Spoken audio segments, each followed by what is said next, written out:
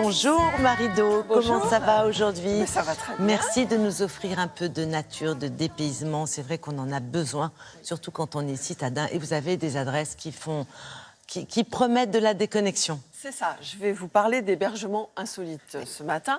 Alors c'est vrai qu'en matière d'hébergement insolite, depuis quelques années, on a tout connu, des roulottes, des yourtes, des tipis et même des usines de chantier, quoi.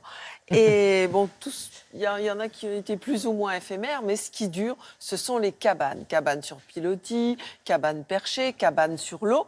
C'est le cas des grands cépages à Sorgues, dans le Vaucluse, où deux jeunes entrepreneurs, qui n'en sont pas à leur coup d'essai, puisqu'ils ont déjà expérimenté des cabanes en Picardie ou au domaine des Grands Lacs en Haute-Saône, là, ils ont révolutionné encore avec une cabane en totale autonomie énergétique sur l'eau. Ensuite, on va se rendre aux confins du Limousin et du Périgord, en Dordogne. Et ça fait 20 ans à peu près que le domaine de la Jarousse expérimente, lui aussi en partant d'un simple camping, des cabanes. Et dernière innovation, une cabane métal sur pilotis ou une cabane, vous le verrez dans le sujet, très bollywoodienne. Alors, en matière de dépaysement, on va encore retourner dans le Gard. La semaine dernière, je vous parlais de la bambouseraie d'Anduze, où on avait visité des maisons construites par des Laotiens, tout en bambou. Et bien là, c'est dans le Duché d'Uzès, dans le vignoble du Duché d'Uzès, que des cabanes sur pilotis ont été installées pour rappeler le village natal de la propriétaire en Thaïlande. Immersion dans le vignoble de Provence, au cœur d'une nature recomposée par deux compères entrepreneurs. Alors le choix s'est fait totalement par hasard de venir ici en Provence à travers la rencontre d'un vigneron un petit peu fou qui s'appelle Didier et qui nous a fait découvrir ce site totalement par hasard. Et c'était un endroit un petit peu laissé à l'abandon, une sorte de décharge sauvage où il y avait énormément de déchets et on a énormément travaillé avec la mairie qui a tout nettoyé, qui a enlevé 120 mètres cubes de déchets pour que nous on puisse construire cet éco-domaine et offrir aux gens une vraie expérience incroyable au cœur de la nature. Ici c'est des pins, il y a beaucoup de roseaux. Et donc on a fait des cabanes qui rappellent un petit peu cette forme de jonc avec des brises vues tout autour pour que les gens se sentent immergés dans la nature. Au turquoise, design adapté à l'environnement et première mondiale.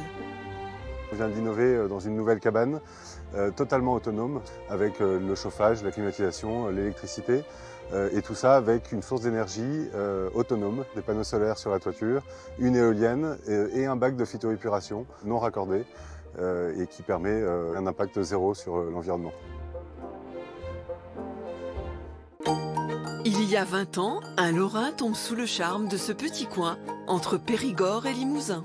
Au départ, on a fait des gros chalands en tronc d'arbre. On avait des enfants en bas âge. Façon gîte à la semaine, on avait du temps pour s'occuper de la famille.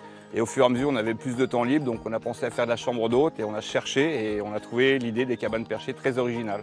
Donc toutes mes cabanes sont vraiment typées originales avec un caractère unique. Il y avait déjà plein de choses en bois. Le fer, la pierre, c'est des matières que j'adore. C'était l'idée d'un bateau qui s'était échoué dans les arbres, donc il ne restait plus que la cabine de pilotage comme un chalutier. On a une vue à 180 degrés dans les arbres, c'est unique, c'est magnifique. Et je me fais plaisir à chaque fois au niveau de l'architecture, de la décoration qui va aller avec, des tissus, de l'odeur. Et pour Bollywood, les parfums d'encens sont sans supplément.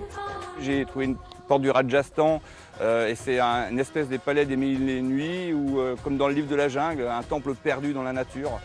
Je ne suis jamais allé en Inde. Je voyage beaucoup dans ma tête. Après avoir beaucoup bourlingué dans l'Asie du Sud-Est, Patrick est revenu sur les terres de son enfance, dans le Duché d'Uzès. Pendant 25 ans, j'étais photographe en Asie du Sud-Est.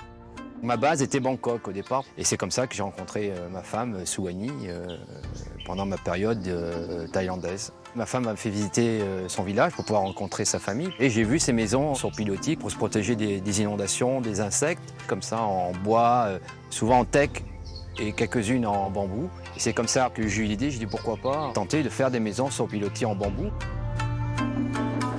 Pour l'hiver, on a 2 chambres à l'intérieur du mas, donc dans l'ancienne forge et dans l'ancienne écurie. Et ensuite, on a 2 maisons taille qui sont ouvertes à partir du 1er mai. Et la décoration des chambres est vraiment faite avec des objets typiques de Thaïlande. On retrouve des petits objets anecdotiques comme les cloches de buffle. J'ai mis des vieilles photos de Thaïlande aussi. Les lits sont en bambou. Et de plus, les hôtes profitent de cette culture thaïlandaise à travers la cuisine thaïlandaise, à travers les massages thaïlandais qu'ont apporté ma femme. C'est le dépaysement total. On a ramené la Thaïlande dans le Gard. Voilà, c'est un peu international, hein. C'est comme si vous y étiez. Et les gens ont de plus en plus besoin de curiosité, d'insolite dans ce monde un peu trop aseptisé.